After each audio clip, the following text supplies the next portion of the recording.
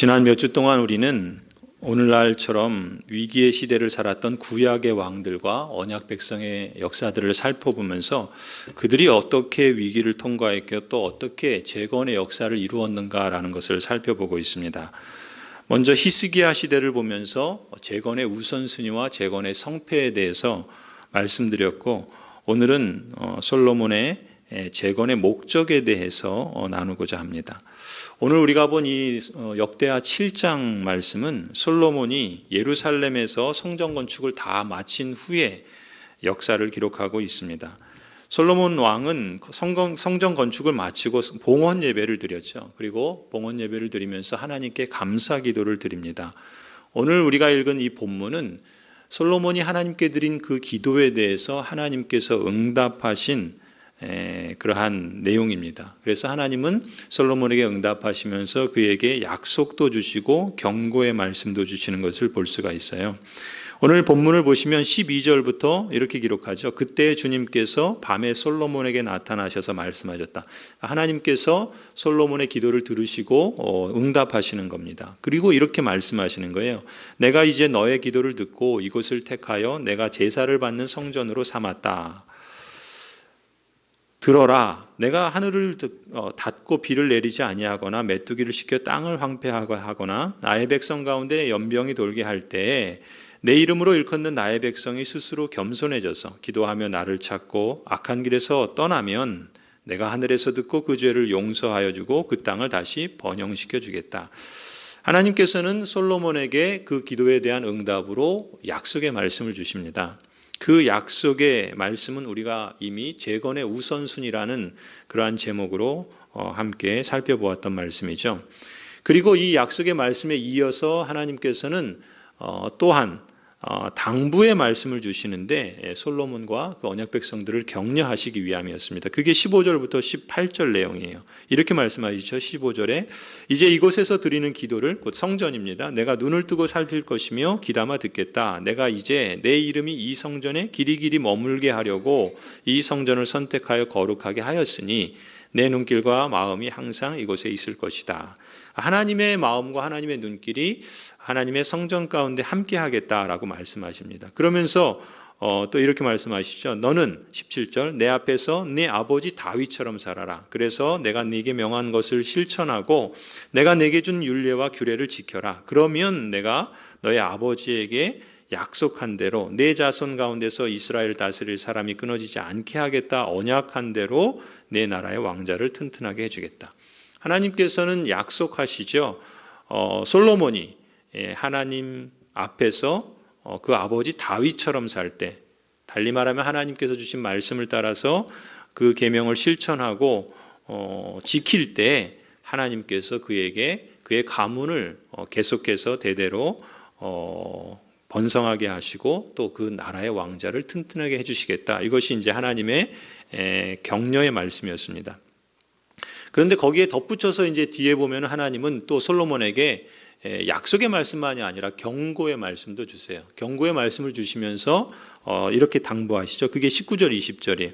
그러나 너희가라는 걸 보면은 솔로몬 한 사람에게만 말하는 게 아니라 언약 백성 전체에게 말하는 것을 알 수 있어요. 너희가 마음이 변하여 내가 너희에게 일러준 나의 율례와 계명을 버리고 다른 신들을 섬겨 숭배하면 비록 내가 이 땅을 너희에게 주었지만 내가 너희를 여기에서 뿌리채 뽑아버리고 비록 내가 내 이름을 위하여 이 성전을 거룩하게 구별하였지만 이 성전 내가 버리겠다.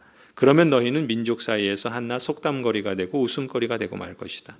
하나님의 백성들이 그 마음을 돌이켜서 하나님에게서 떠나면 하나님이 일러준 말씀에 무관심하고 그 계명을 지켜 행하지 않고 다른 것들에 마음을 뺏기면 하나님께서 비록 하나님이 약속하신 땅을 복으로 주셨다 할지라도 거기서 뽑아버리겠다라는 거예요.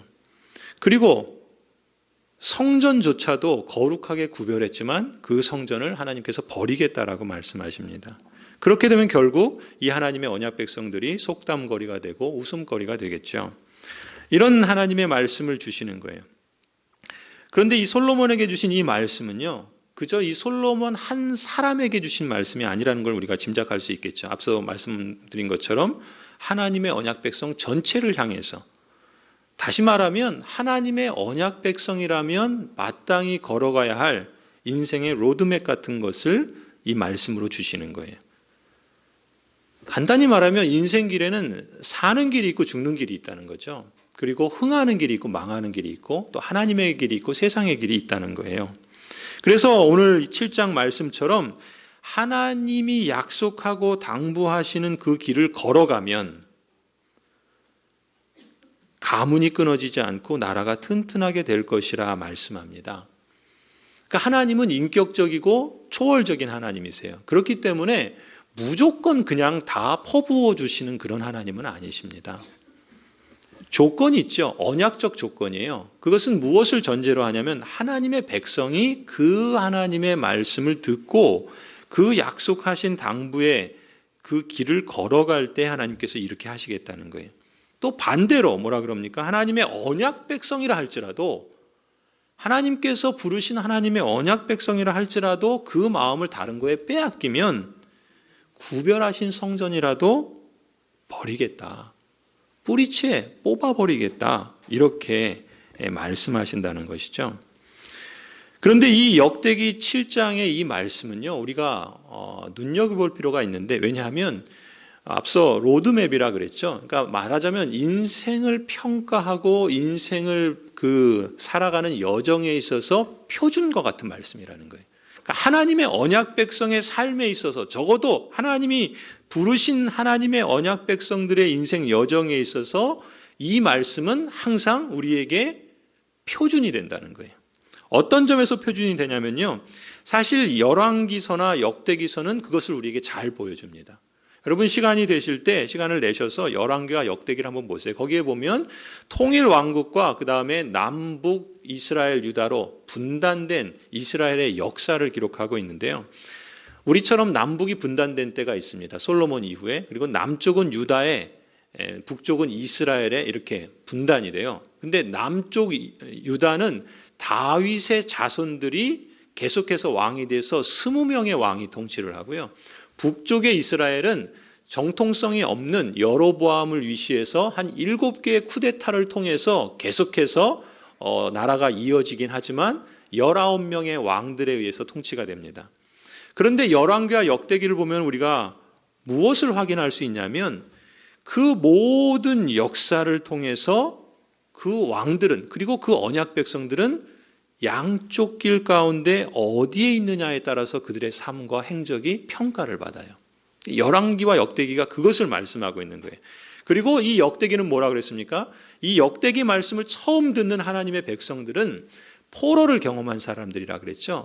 이미 북이스라엘은 망했고 남유다마저도 망해서 바벨론 포로를 경험해서 70년 동안 그 수치의 역사를 겪었던 사람들이 천신만고 끝에 하나님의 은혜로 다시 유다 땅에 돌아와서 재건을 하는데, 우리가 어떻게 하면 재건의 역사를 성공적으로 이룰 수 있는가, 그것에 대한 교훈을 주기 위해서 기록된 것이 역대기거든요. 그러면서 그 유다의 20명의 왕들에 대한 역사를 통해서 표준이 되는 그 길, 그 왕들이나 그 언약 백성들을 평가하는 표준이 되는 말씀이 뭐냐? 바로 역대하 7장 말씀인 거예요. 그래서 그것을 우리가 조금 더 간단하게 말하면 이렇게 말할 수 있습니다. 모든 왕들에 대한 평가는요, 3가지로 구분이 됩니다. 하나는 전심, 두 번째는 반심, 세 번째는 무심. 이 왕들과 이 하나님의 언약 백성들의 마음이 전심으로 하나님을 섬기는지 반심으로 하나님을 섬기는지 아예 무관심한지 무심한지 그렇게 요약될 수가 있어요. 가령 다윗의 경우를 우리가 들면 다윗은 어떤 마음일까요? 전심이겠죠. 우리가 사도행전에 보면 다윗을 어떻게 소개합니까? 하나님의 마음에 합한 사람이라 소개해요. 그러니까 하나님의 마음에 합했다라는 것은 그가 전심으로 하나님을 섬겼다라고 말할 수 있겠죠.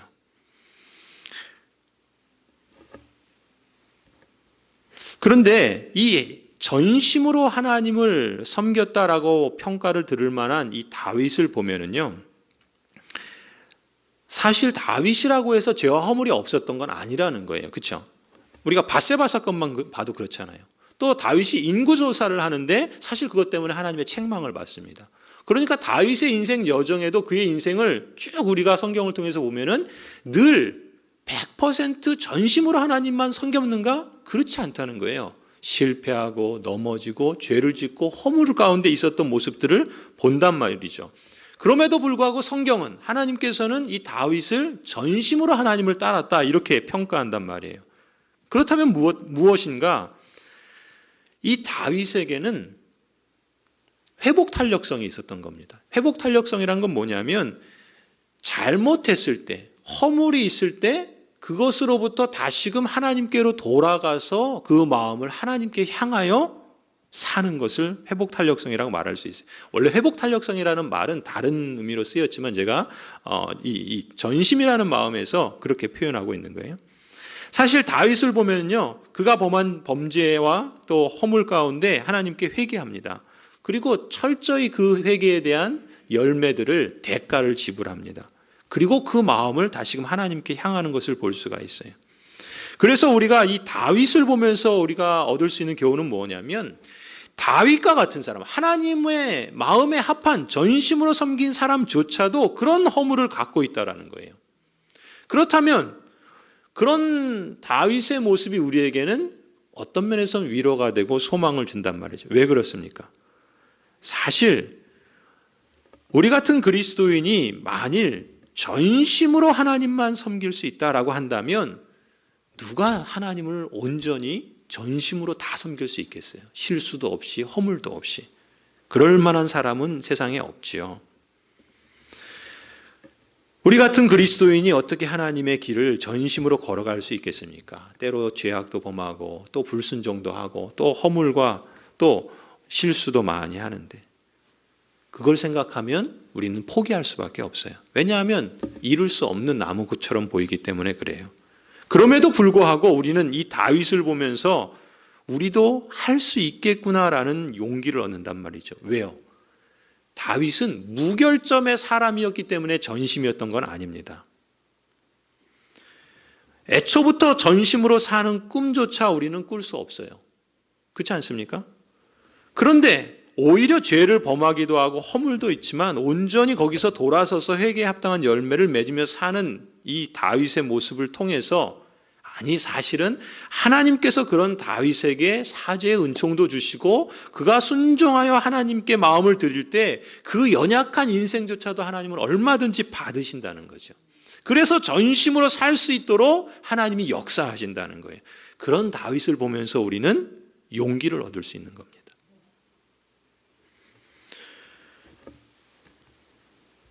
이렇게 이 19명의 왕들이나 20명의 왕들을 보면 다윗의 경우는 전심이라 이렇게 볼 수 있어요. 근데 반심도 있습니다. 반심은 뭐겠어요? 반심의 대표적인 예가 솔로몬 왕입니다. 사실 오늘 본문이 솔로몬의 기도에 대한 하나님의 응답의 말씀이라고 그랬잖아요. 근데 솔로몬을 보시면 이 솔로몬이 성전을 건축하고 성전 봉헌을 하며 감사 예배 드릴 때까지는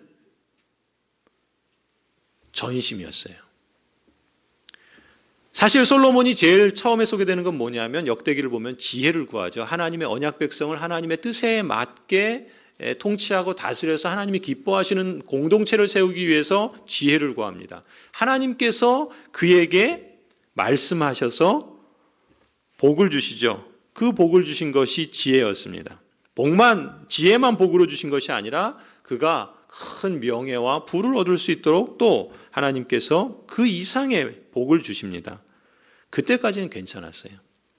그런데 이 솔로몬이 마음이 바뀝니다. 어떻게 바뀌어요?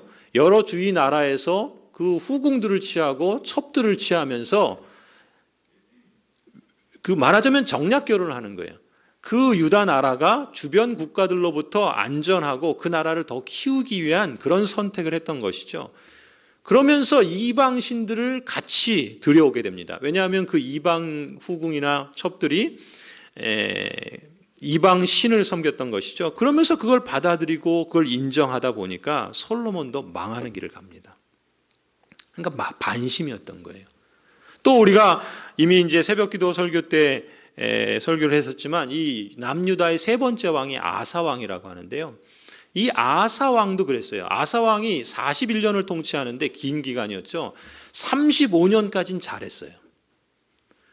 아사 왕이 되는 첫 때부터 하나님의 성전을 청결케 하고 하나님의 예배를 회복하고 하나님의 뜻을 따라서 살려고 여러 가지 개혁을 합니다. 그리고 하나님께서 그걸 기쁘게 받아주셔서 그뿐만 아니라 그 나라를 안정되게 지켜주세요. 35년까지. 그런데 35년 이후에 어떻게 되냐면 이 아사 왕조차도 마음이 바뀌어버립니다. 그러면서 하나님 의지하지 않고 사람을 의지합니다. 하나님의 말씀 아멘으로 받지 않고 하나님 말씀 전하는 선지자 옥에 가둬버립니다. 하나님의 백성들 학대합니다. 그래서 이 아사 왕이 결국 그 일 때문에 39년에 병이 들고요. 2년 병 아리하다가 41년에 죽습니다. 아사 왕도 반심이었어요. 이 솔로몬 왕이나 아사 왕이 그 길을 어찌 가야 됐을까?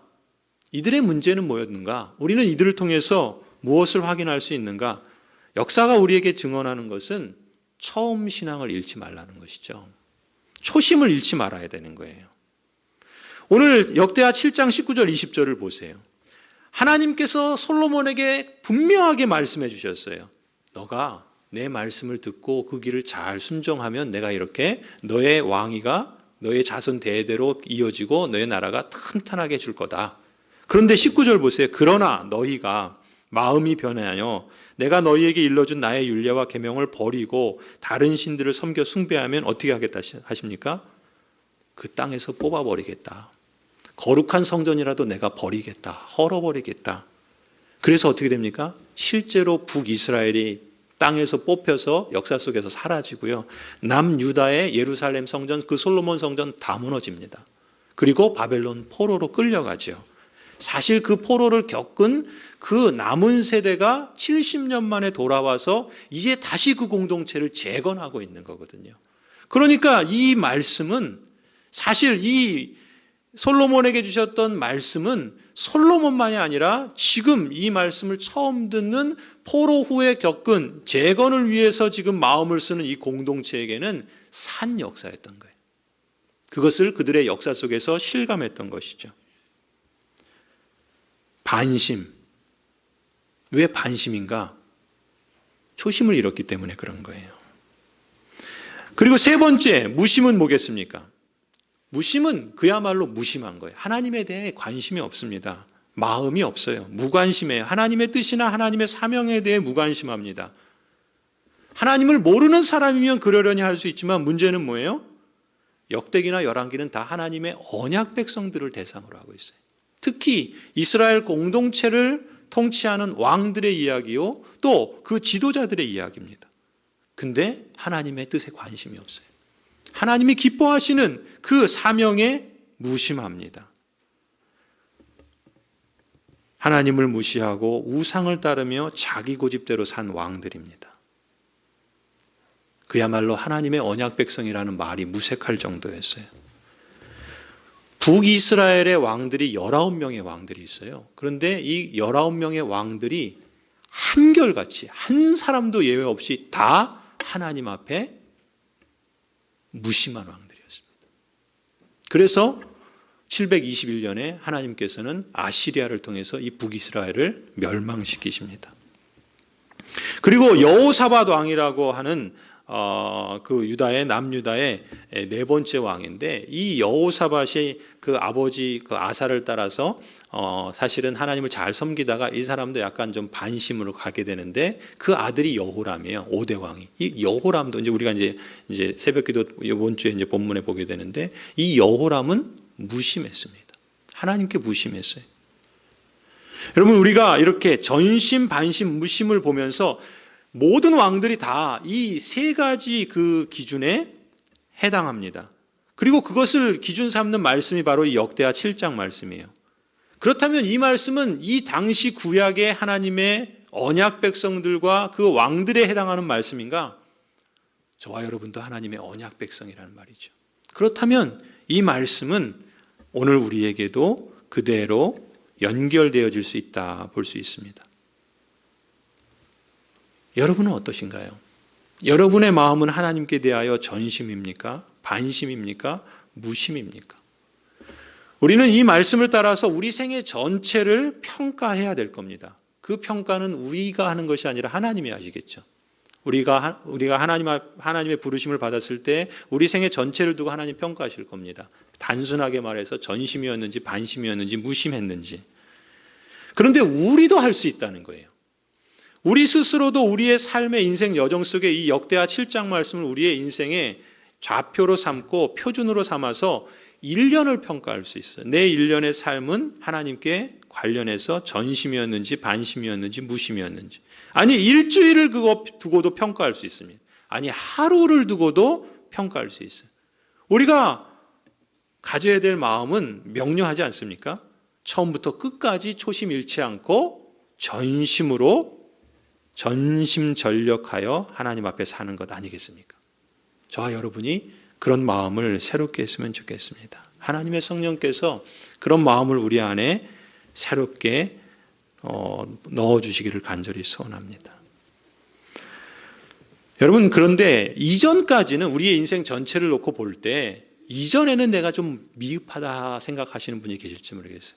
이전에 내가 살아온 삶의 그 자취들은 조금 흠이 많고 결이 많다라고 느껴지실지도 모르겠습니다. 그렇다 할지라도요, 오늘 이후로, 아니 이후에 우리 인생의 끝에 이를 때까지는 우리가 적어도 전심으로 여호와를 따랐다, 여호와의 길을 걸었다, 그럴 수 있어야 되지 않겠습니까? 이런 걸 두고서 내 시작은 미약하지만 내 나중이 창대하리라, 이럴 때 써야 되는 것 아니겠어요? 우리의 삶에 비록 이전에는 내가 좀 미약하고 내가 좀 흠이 있고 내가 좀 부족했지만, 그러나 내 삶의 하루하루, 또 일주일, 한 달, 1년, 내 인생 전체가 그렇게 하나님 보시기에 전심전력하여 또 전심으로 하나님을 따르는 그런 삶의 소원들을 가져보기를 소원합니다. 자, 그렇다면요, 그럼 전심으로 산다는 건 뭘까요? 주님께서 지시하신 대로 산다는 것은 어떤 걸 말할까요? 무엇을 목표로 삼고 어떻게 사는 것을 두고서 전심으로 산다라고 말할 수 있을까요? 오늘 이 점을 우리가 함께 살펴보려고 하는 겁니다. 출애굽기 19장을 보시겠어요? 출애굽기 19장 3절부터 6절을 보시면요, 하나님의 백성들이 애굽에서 이제 나오죠. 출애굽을 합니다. 그리고 3개월 만에 시내산에 도착해요. 그래서 하나님께서 시내산에서 이스라엘 백성들에게 주신 말씀이 이 출애굽기 19장 말씀이에요. 그때 하나님께서 무슨 말씀을 주는가? 400여 년 동안 애굽에서 노예 생활을 하던 히브리 아주 작은 민족입니다. 하나님께서 히브리 민족을 선택하신 건 그들이 능력이 있거나 수가 많아서가 아니라 수도 적고 힘도 없어서 그들을 택하셨다 그랬거든요. 그럼 왜 그들을 택하셔서 출애굽의 놀라운 어마어마한 역사를 일으키셨는가? 그걸 이제 말씀하시는 대목이 출애굽기 19장 3절에서 6절인데요. 제가 한번 읽어드리겠습니다. 한번 화면을 보시면요, 모세가 산으로 올라가 하나님께로 가니 주님께서 산에서 그를 불러서 말씀하셨다. 너는 야곱 가문에게 이렇게 말하여라. 이스라엘 자손에게 이렇게 일러주어라. 너희는 내가 이집트 사람에게 한 일을 보았고 또 어미 독수리가 그 날개로 새끼를 업어 나르듯이 내가 너희를 인도하여 나에게로 데려온 것도 보았다. 우리가 수요일 날 출애굽기 강해를 하면서 열재앙을 보고 있는데요, 우리가 열재앙을 알고 있죠. 하나님께서 어마어마한 그런 재앙을 애굽에 내리십니다. 그리고 또 우리가 잘 아는 뭡니까? 하나님께서 그 홍해를 가르셔서 마른 땅을 건너듯 이스라엘 백성들을 건져주시잖아요. 그리고 그 광야 길을 가면서 하나님께서는 만나와 메추라기로, 또 신발이 닳지 않고 옷이 헤이지 않도록 날마다 불기둥과 구름기둥으로 그들을 인도해 주세요. 지금 이제 앞으로 되어지는 역사도 그렇고 또 지금 그것도 그런 것입니다. 하나님께서 그야말로 어미 독수리가 그 날개로 새끼를 업어 나르듯이 하나님께서 그들을 인도하여 내셨습니다. 그리고 그 이스라엘 백성들이 그것을 실감하고 체험하고 눈으로 보았어요. 그러면서 하시는 말씀입니다. 5절에 보시면 이제 너희가 정말로 나의 말을 듣고 내가 세워준 언약을 지키면 너희는 모든 민족 가운데서 나의 보물이 될 것이다. 온 세상이 나의 것이다. 그러므로 너희는 내가 선택한 백성이 되고 너희의 나라는 나를 섬기는 제사장 나라가 되고 너희는 거룩한 민족이 될 것이다. 너는 이 말을 이스라엘 자손에게 일러주어라. 하나님께서 히브리 민족을 택하실 때요, 이스라엘이 다른 민족과 다른 독특한 점이 있는 거예요. 그 독특한 점이 뭡니까? 하나님께서 그들을 부르신, 그래서 그들이 존재케 하신 목적과 그 삶의 과제는요, 이스라엘 백성들이 몇몇이 모여서 우리가 이렇게 하자, 우리가 이런 걸 하면 좋겠다, 우리는 이것을 우리의 사명으로 삼자, 의논해서 정한 것이 아니라는 겁니다. 그게 무슨 말인가 하면 하나님은 친히 처음부터 이 백성을 부르셔서 언약 백성 삼을 때부터 아예 그들의 존재 목적과 사명을 정해 주셨어요. 그들이 자신들의 생각과 의견을 모아서 그 뜻을 정한 것이 아니라 하나님께서 그들에게 있어야 할 그 존재 목적과 사명을 정해 주셨다는 것입니다. 그게 뭐냐면 6절 말씀이에요. 6절에 뭐라 그럽니까? 그러므로 너희는 내가 선택한 백성이 되고 너희의 나라는 나를 섬기는 제사장 나라가 되고 너희는 거룩한 민족이 될 것이다. 너는 이 말을 이스라엘 자손에게 일러주어라. 이것이 하나님의 언약 백성의 독특한 사명이고 그들에게 부여해 주신 존재 목적입니다. 그게 뭡니까? 세 가지를 표현하고 있어요. 첫 번째는 내가 선택한 백성이다라는 거예요. 그러니까 하나님께서 선택한 백성이라는 거예요. 그 말은 하나님께서 선택한 백성이고 하나님의 소유니까, 그러니까 하나님께서 그 백성을 특별하게 보호하고 지키고 마치 독수리 날개로 지키듯이 내 장중에 너희를 붙들고 지키고 인도하겠다. 너희는 내 거다. 그러니까 하나님이, 그 창조주요 무한하신 영광의 하나님이 엄청난 특권과 복으로 이 백성에게 말씀해 주시는 거예요. 너희는 내가 선택한 백성이다. 두 번째는 뭐라 그럽니까? 나를 섬기는 제사장 나라다. 하나님께서 언약 백성을 부르셔서 그들을 하나님의 그 공동체로 삼으신 목적이 이거라는 거예요. 나를 섬기는, 하나님을 섬기는 제사장 나라라는 거예요. 여러분, 제사장이 뭐 하는 사람입니까? 제사장은 하나님께 예배하는 사람이죠. 하나님을 섬기는 사람입니다. 또 제사장은 뭐 합니까? 자신이 하나님께 예배하고 섬길 뿐만 아니라 다른 사람들이 하나님께 가까이 나오도록 하나님께 연결되도록 돕고 또 중보의 책임을 맡은 사람이 제사장이겠죠. 그런데 하나님의 언약 백성을 뭐라 그러냐면 제사장 나라라고 그래요. 제사장 나라라는 얘기는 제사장 한 사람, 언약 백성 한 사람만 두고 말하는 것이 아니라 한 사람만이 아니라 그 언약 백성 공동체 전체를 두고서 제사장 역할을 하는 사명이 그 언약 백성 공동체에 있다라는 것입니다. 그러니까 하나님을 섬기는 제사장 나라로서는 이 하나님의 언약 백성의 공동체는 하나님을 왕으로 모시는 나라로 하나님을 예배하고 섬기는 것이 첫 번째 목적이요. 두 번째 목적은 그 나라가 열방 중에 또 하나님께서 만드신 이 창조 세계 전체에서 모든 민족과 열방이, 우리식으로 말하면 우리 마을이 하나님께 가까이 나올 수 있도록 제사장적인 역할, 즉 연결시켜주고 또 중보하는 그런 책임을 맡았다라는 그런 의미라는 거죠. 세 번째는 거룩한 민족이에요. 거룩한 민족이라는 말을 쓴 것은 한 개인이 거룩하다는 것뿐만 아니라 그 언약 백성 공동체 전체가 거룩하다는 거예요. 그래서 집단적인 성격을 갖고 있는 거예요. 그건 달리 말하면 언약 백성의 공동체는요, 한 사람이 어떤 일을 하거나 어떤 사역을 할 때 그 일과 사역의 영향력이나 그 성격은 그 사람 개인에게만 끝나는 것이 아니라 그 공동체 전체에게 영향을 주고 그 전체와 연결될 수밖에 없다라는 거예요. 그래서 거룩한 민족이다라고 이렇게 말씀하시는 거예요. 이처럼 하나님께서는 하나님의 언약 백성들을 부르셔서 자신의 선택한 백성으로서 또 하나님의 제사장 나라로서 또 거룩한 민족으로서 그들의 존재 목적과 사명을 말씀하십니다. 그런데 우리가 여기서 주목할 점은 뭐냐면 이거예요. 이 존재 목적과 사명은요, 당시 이스라엘 출애굽 사람들이나 그 다음에 지금 이 우리가 역대하에서 읽는 이 포로 위의 언약 백성들만이 아니라 사실 이 말씀은 신약의 교회인 우리들에게까지도 연결된다는 거예요. 왜 그렇습니까? 우리도 언약 백성이기 때문에 그래요. 여러분도 하나님께서 택하여 뽑으신 하나님의 백성인 거예요. 우리 교회도 하나님께서 택하여 세우신 제사장 나란 거예요. 또 우리는 한 개인으로서가 아니라 공동체로서 거룩한 민족인 거예요. 그래서 그것을 명시적으로 말씀하시는 것이 베드로전서 2장 9절 10절이에요. 사도 베드로께서 초대교회 성도들에게, 초대교회에게 이렇게 말씀하는 겁니다. 9절 보세요. 여러분은 택하심을 받은 족속이요 왕과 같은 제사장들이요 거룩한 민족이요 하나님의 소유된 백성입니다. 여러분, 이 표현이 어디서 나온 거예요? 출애굽기 19장에서 하셨던 말씀인 거예요.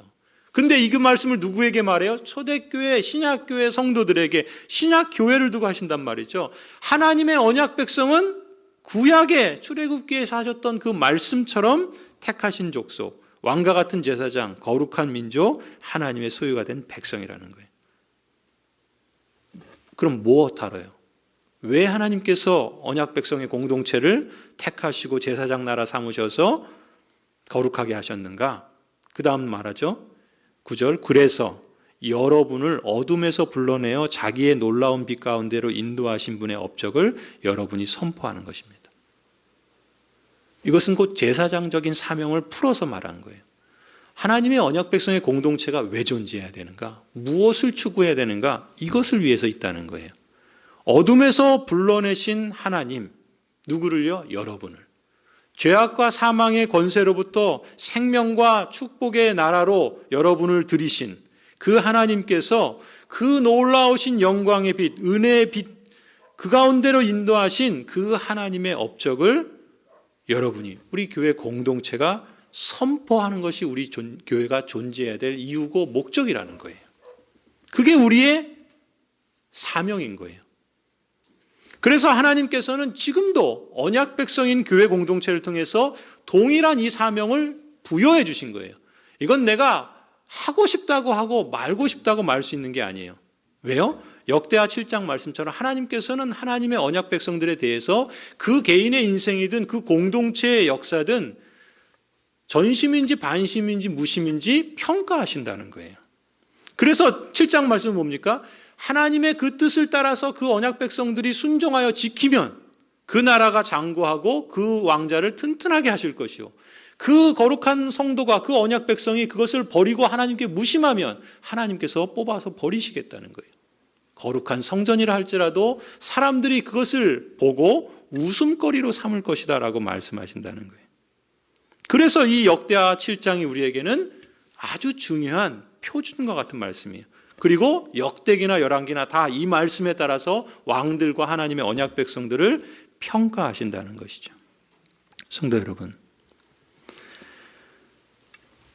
저와 여러분 또 우리 고양제일교회의 존재 목적과 사명은 그저 우리끼리 몇몇 마음 막는 사람들이 각자 소견에 좋은 대로 마음대로 정할 수 있는 일이 아니라는 겁니다. 하나님께서 여러분을 부르실 때부터 이미 의도하신 고귀하고 영광스러운 목적이 있습니다. 그것은 하나님을 왕으로 모시고 하나님을 예배하고 섬기는 거예요. 그게 첫 번째 목적입니다. 동시에 두 번째 목적은 뭡니까? 여러분을 통해서, 우리 교회를 통해서 주위 친지나 이웃들, 또 우리 마을이 하나님께 더 가까이 나아올 수 있도록 가이드 역할을 하는 거예요. 그게 우리의 사명인 것입니다. 우리 교회 공동체 전체가 그 제사장 역할을 맡은 것이라고 말할 수 있어요. 그런데 사도 베드로는 이렇게 말씀하실 뿐만 아니라 베드로후서 3장에서 이런 말을 덧붙입니다. 3장 8절에서 10절인데요. 사랑하는 여러분, 이 한 가지만은 잊지 마십시오. 주님께는 하루가 천년 같고 천년이 하루 같습니다. 어떤 이들이 생각하는 것과 같이 주님께서는 약속을 더디 지키시는 것이 아닙니다. 도리어 여러분을 위하여 오래 참으시는 것입니다. 하나님께서는 아무도 멸망하지 않고 모두 회개하는 데 이르기를 바라십니다. 그러나 주님의 날은 도둑같이 올 것입니다. 그렇습니다.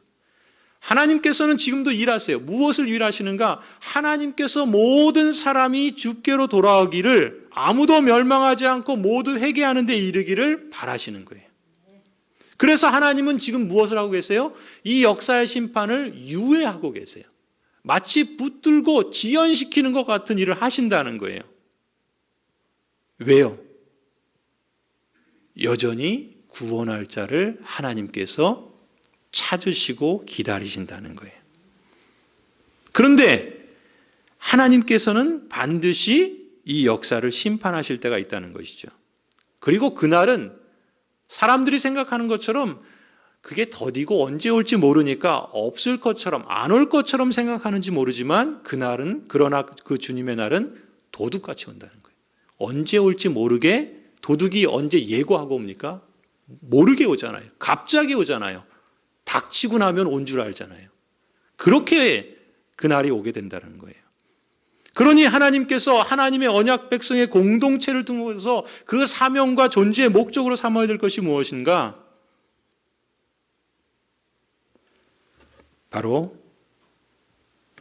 사람을 살리는 것이죠.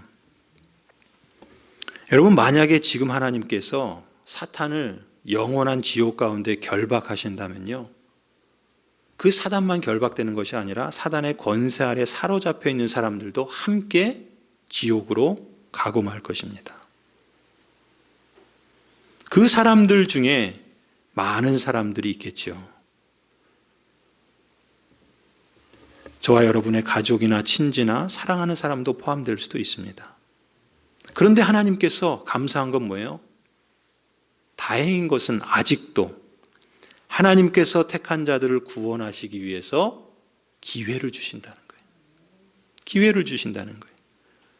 근데 우리가 인생을 살아가면서 자꾸 그것을 없는 것처럼 여기고 안 올 것처럼 여긴단 말이죠. 그런데 불쑥 위기가 차가우고 불쑥 어떤 인생의 커다란 문제에 직면하면 그게 떡하니 와 있는 걸 실감하게 되지 않습니까? 교회도 마찬가지예요. 교회도 하나님의 뜻이나 하나님의 사명에 대해서 무심하면 아무 일도 없을 것 같고 괜찮을 것 같죠. 그러나 아무 일도 없는 게 아닙니다. 괜찮은 게 아니에요. 하나님께서는 지금도 이 역사를 통해서 일하신 방식대로 지금도 일하시고 계시는 거예요.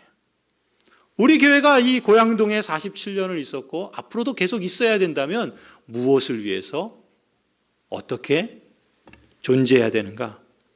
하나님은 하나님의 언약 백성들에게 우리가 의논해서 그것을 정하는 것이 아니라 하나님이 정해주신 것을 수납하고 그것을 순종하여 따르기를 원하신다는 거예요.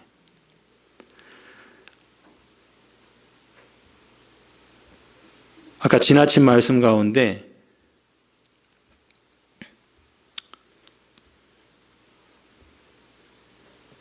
하나님께서는요, 자기를 전심으로 찾는 자에게 능력을 베푸신다, 그렇게 말씀합니다.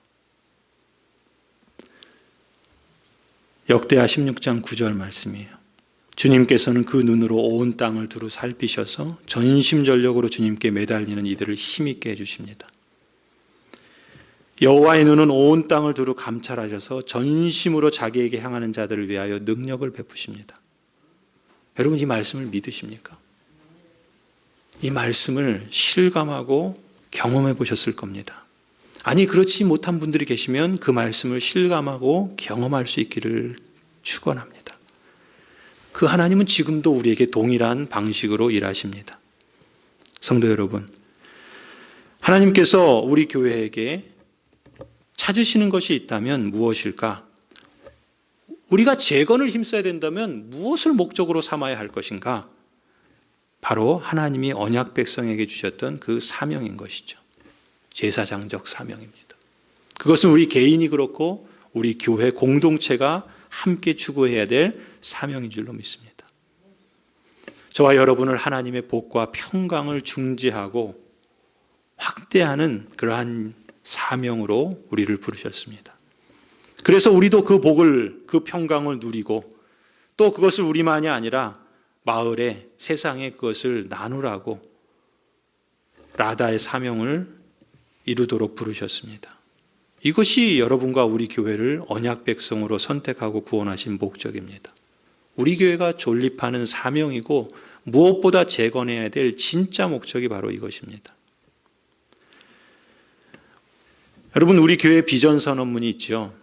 우리가 한동안 그것을 강조하지 않았는데 여러분 한번 보시기 바랍니다. 우리 교회는 하나님 나라를 증거하는 마을 교회를 표방하고 있습니다. 다 이룬 것도 아니고 아직도 가야 할 길이 많죠. 아니, 그것은 어떤 한 시점이 아니라 우리 개인의 역사 전체나 교회의 역사 전체를 통해서 끊임없이 주님 부르시는 그날까지 가야 할 사명이라 믿습니다. 그것을 조금 더 풀어서 우리는 비전 선언문으로 이렇게 표현했죠. 우리는 언약으로 맺어진 하나님 나라의 시민 공동체로서 성령과 성경과 성령을 의존하여 전인적인 삶을 회복하고 사람다운 사람을 키우고 사랑의 이중계명을 실천하여 이 땅에 온전한 샬롬을 확대하며 하나님의 나라를 온전히 이루어간다. 성도 여러분, 오늘 역대하 7장 15절 말씀처럼 하나님께서는 저와 여러분이 또 우리 교회가 거룩한 성전으로서 드리는 기도를 귀담아 들으실 것입니다.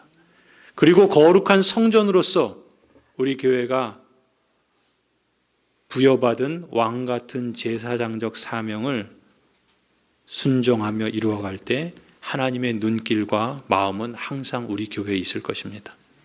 그러나 우리가 우리의 마음을 바꾸어서 다른 것에 마음을 뺏긴다면 하나님은 우리를 이 땅에서 뽑으실 겁니다.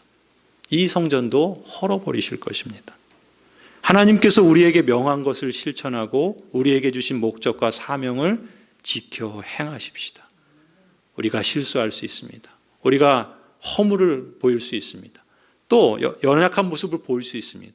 그러나 다윗을 보면서 우리가 기억해야 할 것은 우리가 회복 탄력성을 갖고 끊임없이 하나님이 우리에게 말씀하시는 것들에 귀 기울이고 그렇게 하나님의 뜻을 추구하고 하나님이 지시하시는 대로 그 길을 가고자 한다면 얼마든지 우리도, 우리 개인도, 우리 교회도 하나님이 보시기에 전심으로 하나님을 섬기고 예배하는 그런 공동체로 자라갈 줄 믿습니다. 그러면 하나님께서 우리에게 언약하신 대로 축복과 영광스러운 열매를 주실 줄 믿습니다. 여러분과 우리 교회가 거룩한 나라로 또 왕같은 제사장으로 하나님이 선택한 백성답게 하나님이 주신 존재의 목적과 사명을 힘써 이루어가는 그런 교회, 그래서 그 복된 열매가 풍성하고 또 나누고는 그러한 복이 있기를 간절히 축원합니다.